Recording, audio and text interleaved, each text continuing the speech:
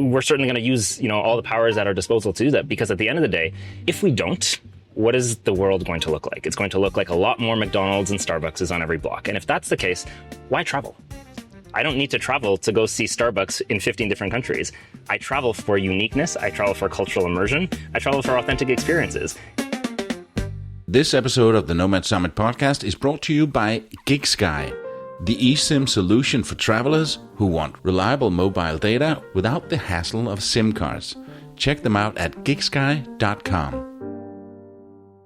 Welcome to a new episode of the Nomad Summit Podcast. Today we talk about the local impact of digital nomads. My name is Christoph Huebner, and with me I have Safir and Hristina. Hristina, who are you? I'm Hristina, or people call me E.T. since I was a baby. And I'm the creator of the first brunch place in Sofia, the capital of Bulgaria. But we got tired of Sofia after 30 years. And now for the last 2 years, we're in Bansko. And we created a new concept for gourmet Banitsa. And my name is Safir Jamal, and I'm the founder and CEO of a company called Global Nomad Pass, which is a membership that rewards travelers with exclusive discounts when they support local businesses all around the world. And today we're sitting here together in the walking street of Bansko. So if you hear some background noise, that's because we're sitting in a cafe with the owner of this cafe. And we have now the very rare opportunity to talk to someone who caters locally. So we often have this conversation of the impact of digital nomads on local communities, local businesses, mostly centered around hospitality. We hear the discussions from cities like Lisbon, where digital nomads are blamed for the gentrification, for housing prices going up. And often there are really, really good arguments if you look into the data and see that price changes are much more impacted by tourists. Digital nomads have a very small part in that. And we barely hear the voices in those conversations about people who are actually running places, who own restaurants and bars. And that's what we want to talk about today. And one person who has made this topic his life passion is Safir. So Global Nomad Pass is not just a way for digital nomads to get local discounts, but has a bigger mission. So Safir, what is that mission?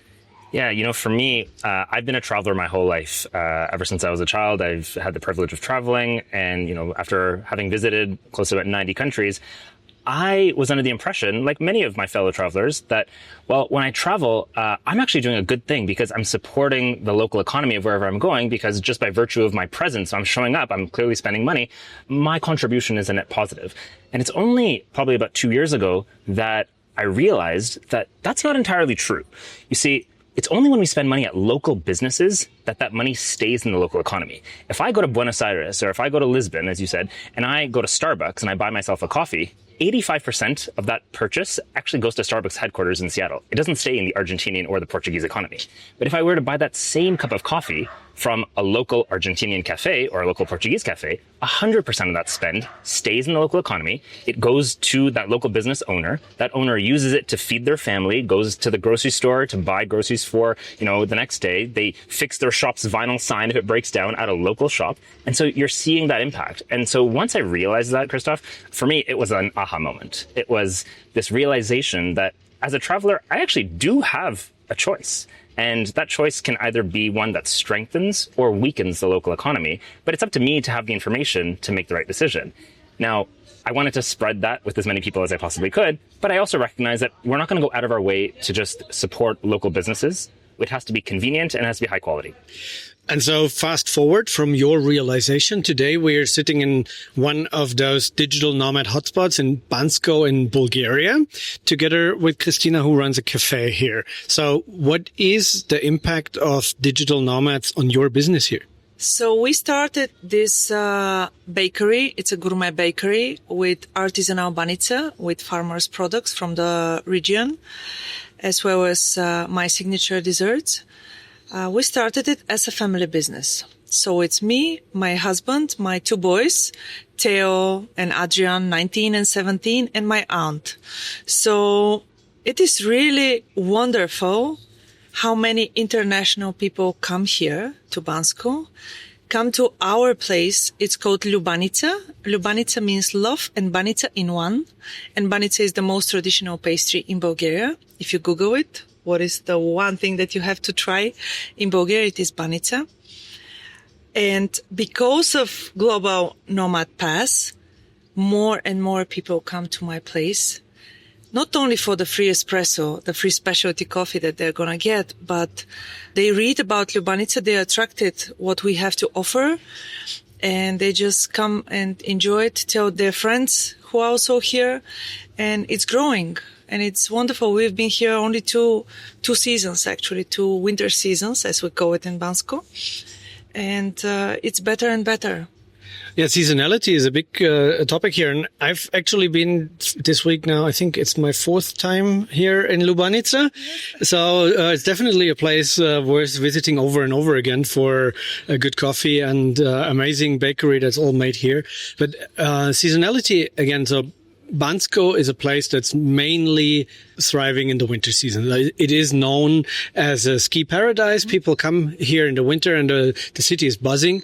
But in the summer season, it's usually quite low. Until a couple of years ago, the digital nomads discovered this as a great place to come in the low season, have very affordable accommodation and all the infrastructure that you need to work remotely. So I guess there is a big impact on that for the local economy here to counter seasonality. But still, I wonder, Hristina, you have this cafe, but you don't offer Wi-Fi. Why is that? I tell them it's a free space, and all of them think that this is a free internet. I tell them, no, it's free of the bad frequencies. And all of them just look at me and like, well, there are enough routers, antennas, everybody has your internet with you when you work remotely. We want to keep our place safe. We want to keep the energy high. We are creating amazing food, and I want it to stay like this. So you want people to talk to each other and not sit in front of their laptop screens. And that's actually not really a problem here because there's so many co-working spaces around. So actually the location here makes a lot of sense. If you're working from one of those co-working spaces and you want a little break and get a good coffee and some pastry, you just walk here, sit, look, watch people, have a conversation at the table, and then return to your screen later. Safir, Bansko is just one of many cities and now even countries where Global Nomad Pass operates. I think you first launched here in this village in the mountains of Bulgaria, right? Close to it, yeah. So we started the company about 18 months ago. Mexico City was our first destination, Bali was our second, but Bansko was our third. And we were here at Bansko Nomad Fest last year. And at the time, I would say that Bansko was the first destination where we really felt a different level of being embraced by the community of local business owners here. So, Hristina was one who was very curious about our ability to bring more international travelers, more digital nomads. I think Bansko has a special reputation as you mentioned, being a very popular hotspot during winter, but the ability to counter seasonality, one of the biggest reasons for that is because the city attracts digital nomads. Digital nomads come, they don't stay for a weekend like you might come for a ski trip. They stay weeks, they stay months. That means that they're spending a lot of time, they're spending a lot of money, they're making multiple visits. In those multiple visits, they're experiencing more menu items. They have more reason to write 5-star reviews. They have more reasons to tell their fellow travelers as well. And so, for us, that dynamic that we saw here in Bansko was unlike what we saw anywhere else. And then also, just by virtue of being here 1 year ago during the Bansko Nomad Fest event, it really gave Global Nomad Pass an opportunity to get the type of awareness in the community that we hadn't seen before. And we've really been embraced by the community of nomads and the community of local businesses. And so fast forward a year later, now we're in more than 25 cities around the world. We're continuing to see more and more business owners reach out to us who want to be featured on Global Nomad Pass. We're seeing a lot more nomads use their passes in different destinations. And so it's all part of the same mission. How do we make it as easy as possible for nomads and travelers to support local businesses? Before we continue this episode, let me take a moment to thank our sponsor, GigSky, the eSIM that I've trusted for years while traveling the world. What I love is how easy it is. Once you install the GigSky eSIM, you don't need to mess with reinstalling a new eSIM as you move between countries. Just open the app, pick a plan for your next destination, and you're connected. I've even used it on a cruise. No issues, no stress. Whether you're heading to Bali, Berlin, or Bansko, GigSky makes staying online seamless and affordable. Stay connected wherever your journey takes you.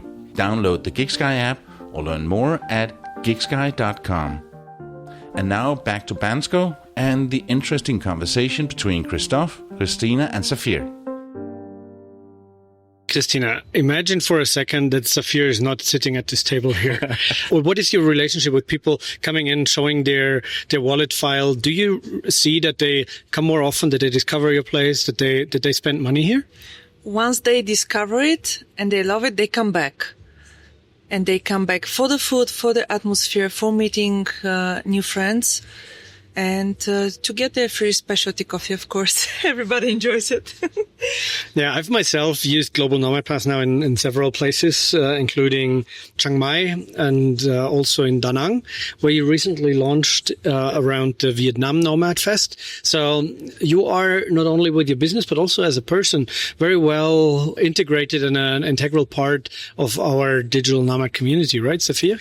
Thank you. Yeah, absolutely. I'm a nomad. I very much live the lifestyle myself. And that's also why I feel so passionately about this particular business, is that for me, it's very personal. I really try to build personal relationships with as many business owners as I possibly can. Hristina has my personal WhatsApp number. She messages me with any questions or any opportunities. And I do that with, now more than 650 business owners around the world. We use different apps to be able to translate when we don't speak the same language. For me, it's very personal. I come from a family of entrepreneurs who are all local business owners themselves, everything from restaurants to clothing stores. I know how hard it is to run a small business. I know how hard it is to run a local business. And so anything that we as a company and I as an individual can do to bring more awareness, bring more visibility, bring more foot traffic to these individuals, we're certainly going to use, all the powers at our disposal to do that, because at the end of the day, if we don't, what is the world going to look like? It's going to look like a lot more McDonald's and Starbucks on every block. And if that's the case, why travel? Why travel? I don't need to travel to go see Starbucks in 15 different countries. I travel for uniqueness. I travel for cultural immersion. I travel for authentic experiences. And I feel like there's genuinely this inertia that is taking away from all of that. And so this is our opportunity to counter that and to do what we think is right. 650 restaurant and bar owners on your WhatsApp. Yes. How do you scout them? So I fundamentally believe when I travel to a new destination, it's easy to look up Google reviews and it's easy to look up TripAdvisor reviews, but who wrote those reviews? Fellow tourists. Well, I actually don't want to go where other tourists went. I want to go where locals want me to go. I want to seek out local recommendations. How do you do that? You got to talk to locals. And so our model is in each destination we operate in, we hire local teams. We hire local teams who know their city best, who speak the local language, who can actually build that local expertise. And we ask them, I want you to tell me your favorite cafes, restaurants, co-working spaces, accommodations, fitness studios, barbershops, salons, spas. And they have to be local. They have to be authentic. They have to be hidden gems. And tell me a place that you've actually gone to as a local. So these aren't tourist traps. These are places that you can handpick and say, yes, I think this is great because I've gone here. These are the menu items you should order. And then we work with the owners of those businesses to negotiate what type of exclusive discount our members can receive. What's the exclusive discount that people receive here at Lubanitza? They have a free specialty coffee upon arrival when they scan the Global Nomad Pass QR code. Mm-hmm. That's pretty cool. I've seen in other places that there's like a percentage discount or something like that. Mm-hmm. In some places, it's a bit restricted, that it only works on specific work days or for specific payment methods, like only if you pay cash. So the place owners have some ways to, incentivize people to come, for example, at their low times. I remember in Da Nang, there was a place that gave the discount basically between lunch and dinner. They have more capacity. Right. So how does it work for the places? We genuinely partner with the business owners. We don't charge them any money. We don't take a percentage. We don't take a commission. We genuinely want to support them by promoting them on our socials. We write blog articles that talk about them, so it helps them with their SEO. I run a podcast, and it allows them to, come on the podcast and get featured. And it's all in the interest of supporting them with more awareness and visibility, totally for free. In exchange, we ask the business owners to offer an exclusive benefit to our Global Nomad Pass members when they come up and they show their Global Nomad Pass in their mobile wallet. Now, because of that spirit of partnership, we don't impose any type of restrictions on the type of deals or the discounts that local business owners can offer.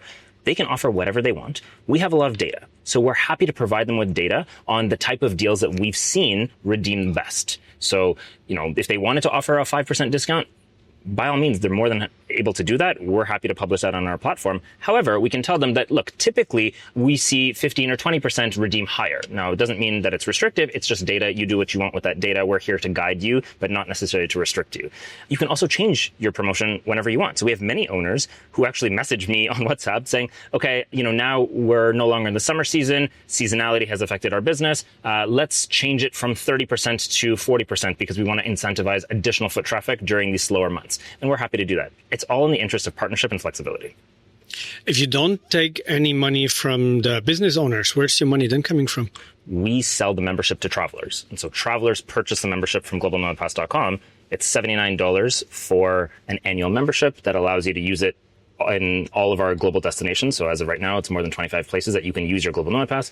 And what we see, which is interesting, is that on average, our members claim that they made their $79 back within the first month and a half. So that's just the value of the savings. Little side note here. We as Nomad Summit had partnered with Global Nomad Pass as well.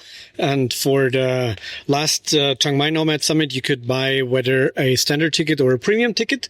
And the premium ticket had a bunch of very interesting perks. And one of them was an annual free membership in the Global Nomad Pass. But back to your story, Safir, you have now launched, you said 25 places. Places means cities so far, yeah. But it's not cities only anymore, right? You're right. So now we've actually started working directly with tourism boards. So we work with city tourism boards, regional tourism boards, state level tourism boards, and even national tourism boards. And that collaboration looks a little bit different. What that looks like is that we would expand to a new destination by having the support and the partnership of that tourism board. And so with that collaboration, we would launch a new destination there for Global Nomad Pass to operate with the local businesses. And typically in that situation, the tourism board is purchasing memberships from us in bulk. And they are then giving it for free to travelers who are arriving, and it can show a confirmed proof of flight. And so an example of this is last week, we actually announced our first of these types of partnerships, which is with Marketing Greece. And so we've got a partnership now with Marketing Greece that allows individuals who are actually looking to work remotely from Greece at any point in the next 12 months, they can get a free Global Nomad Pass membership. So they don't have to pay the $79. They have to prove that they have a confirmed trip to Greece or already be in Greece. And with that, they will get a free Global Nomad Pass. We've now launched 5 Greek cities, so Athens, Thessaloniki, Chania, Ioannina, and Kalamata. So collectively, that's more than 80 local businesses in Greece that you can use your pass in. But then even after your trip to Greece, this is an annual membership, so you can use it at any of the other destinations that we have. And so again, these types of partnerships are really, really special because the tourism boards or, even some of the private entities that we work with at the destination level, destinations want to encourage people to come and visit those destinations. And when you're there, spend money at local businesses to keep your spend in the local economy. Don't come to Greece and, go to Athens and buy a bunch of McDonald's and Starbucks.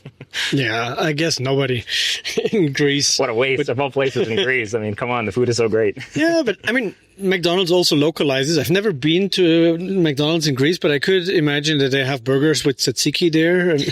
Sure, who knows? Sure. 80 businesses all across Greece.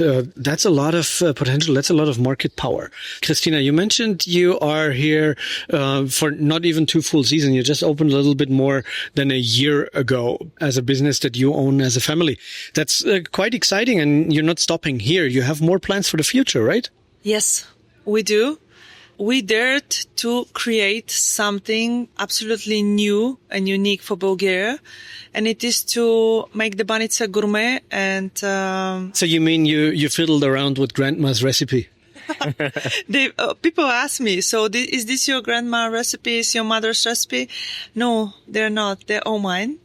I just love creating different combinations, and all of a sudden we found out that well, for 1 year, people really love what we are doing here. And many people ask me, are you going to create Lubanitza in Sofia, in Plovdiv, in other cities? So yes, we're thinking of franchising Lubanitza as the artisanal gourmet banitsa. Because actually my dream is to make banitsa as a dish popular throughout the world. And this can happen through Lubanitza. I came to Bulgaria the first time in my life in 2009, and banitsa was one of the first things that I experienced there. But for all our listeners that never had a banitsa in their life, what is it? It's a pastry with usually with handmade crusts, and it's usually filled with eggs, cheese, and maybe some leek or some spinach, and that's all. So what's the recipe? No, just kidding. You don't need to share. don't need to share your secret family recipe here. So you want to expand to new places, and I guess Global Nomad Pass is coming with you. We are certainly looking at continuously expanding our market coverage. Again, for us, it goes back to the mission. There are local businesses that we want more travelers to support, not only in the 25 cities that we happen to be in, but even in other ones. And so for us, the more opportunities we have to partner with local business owners and to actually bring more visibility to them and give our current and future Global Nomad Pass members the opportunity to use their pass all around the world. We're called Global Nomad Pass for a reason. It really is a worldwide mission here. So far, Bansko is the only place in Bulgaria. It is the only place in Bulgaria. Okay, that means if Hristina opens places in Sofia and Plovdiv, then that will be the anchor for you to... Potentially, absolutely, yeah. Then certainly I'm going to help you with the hidden gems because I lived in Sofia for 30 years, so I know the places. Fantastic. Just tell me when. Fantastic. So this is a new business development, just agreed live here on a podcast. That's how it should go, but that's also the magic of these kind of events here. When so many bright minds come together and sit down at the table, usually you don't leave the table without a new business idea, new partnership or plan for the future. So Safir, what are your next future plans with Global Nomad Pass? So as I mentioned, we're talking to a number of different destinations. So this is with private sector and public sector, some combinations of such, and we are set to announce close to about 8 to 10 similar collaborations as what we have with Marketing Greece in place between now and the next 6 months. And so there's a lot of really exciting activity coming up. We're looking at different destinations that Global Nomad Pass is not present in, but this is an awesome way for us to expand with the partnership and the support usually of the destination itself. We've also got a lot of brand partnerships that we're really excited to announce as well, everything from airlines to eSIM companies and other travel brands. And so again, it's really all just a very exciting journey. And we feel like we're at the early stages of it as well. And so, similar timing, I think, with Hristina launching Lubanitza as Global Nomad Pass, it's amazing to see how our trajectories have been in parallel and we're growing really nicely together, which is great. Beautiful parallels. Yes. And also when it comes to the partnership with the Nomad Summit, it works both ways. So we have added the Nomad Pass to our premium ticket, but also in the other direction, people who have already a Global Nomad Pass could get a very significant exclusive discount. And exclusive means like the highest discount that we allowed anyone was for holders of the Global Nomad Pass. So there is not only a local, like a location-based way to get discounts, but you also run something in your website, right? We do, yeah. So we have what's called the GNP members portal. So if you come to globalnomadpass.com, you'll see it in the menu bar there that there's a GNP members portal. And so existing members can get access to really, really great deals on non-local businesses. And so these are digital businesses, borderless businesses. So everything from events and conferences to some eSIM discounts. We have VPN discounts. We have a number of residency and tax services. We have some airline discounts as well. We have accommodation platforms as well. So it's really about enhancing the travel experience and rewarding you for being a member. I mean, I think in addition to you going to all of the destinations and visiting these local businesses and using your Global Nomad Pass to unlock physical discounts in person, we just want to make membership a really essential part of your travel experience and give you as much value for that membership as you possibly can get. That sounds truly amazing. As someone who is an entrepreneur myself, always been self-employed and know the struggles of running a business. That's just music in my ears. And I mean, I'm a traveler myself, full-time nomad for many years. And on that, with a mission, not only to experience and truly dive into local culture. So sometimes I go for weeks on a monk mode where I'm not meeting any other foreigners. I had that in Ho Chi Minh City earlier this year, where I went for 2 weeks living like a local in a big building, where I, in those 2 weeks, didn't meet any foreigner. I was only eating local street food, meeting local people, went to a brand new co-working space where I was the only foreigner.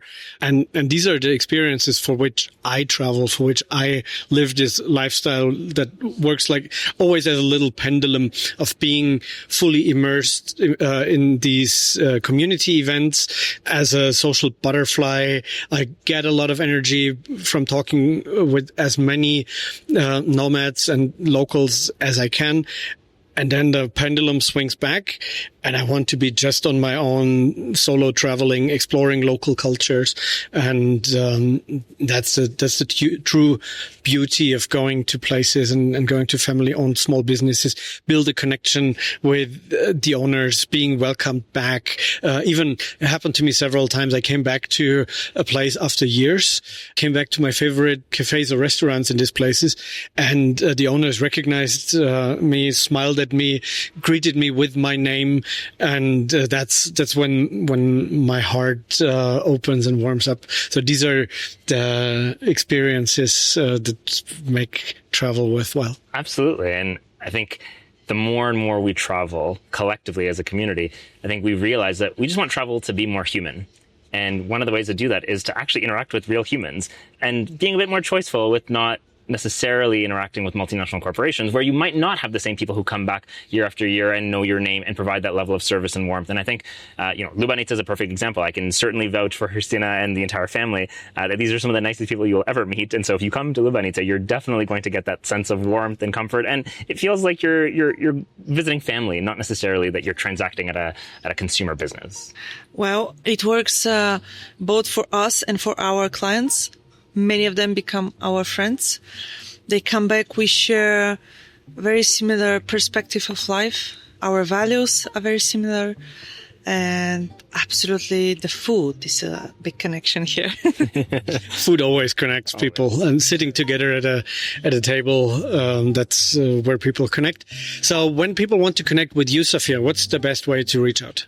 Yeah, you can certainly connect with me personally on LinkedIn, just Safir Jamal.